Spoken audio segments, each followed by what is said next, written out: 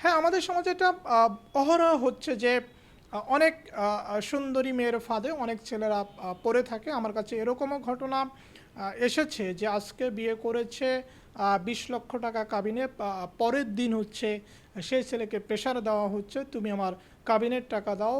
সেই সুন্দরী মেয়ের ফাঁদে ছেলেটি পড়েছিল এবং ছেলেটি বুঝতে পারে নাই যে এই মেয়েটি তাকে ভুলভাল বুঝিয়ে প্রেমের ফাঁদে ফেলে বিয়ে নামক প্রতারণা, দেনমোহর নামক প্রতারণায় তাকে ফাঁসাবে। এটা ছেলেটি বুঝতে পারেনি। এরকম ঘটনা অহরহ হচ্ছে, আমাদের সমাজে হচ্ছে, এবং এই সমস্ত ঘটনার ক্ষেত্রে টার্গেট হচ্ছে যারা আলালের ঘরের দুলাল, যারা হচ্ছে শিল্পপতি, যাদের পকেটে অনেক টাকা রয়েছে। এই সমস্ত ছেলেদেরকে সাধারণত টার্গেট করা হয়। এই সমস্ত মেয়েরা আমাদের মতো যারা গরিব ছেলে পেলে আছে তাদেরকে কখনো টার্গেট করে না, কারণ তাদের মূল উদ্দেশ্য থাকে দেনমোহর ব্যবসা। এবং তার আরেকটা যেটা করে থাকে যে বলা হয়ে থাকে যে বিয়েটা আমরা পরে জানাবো।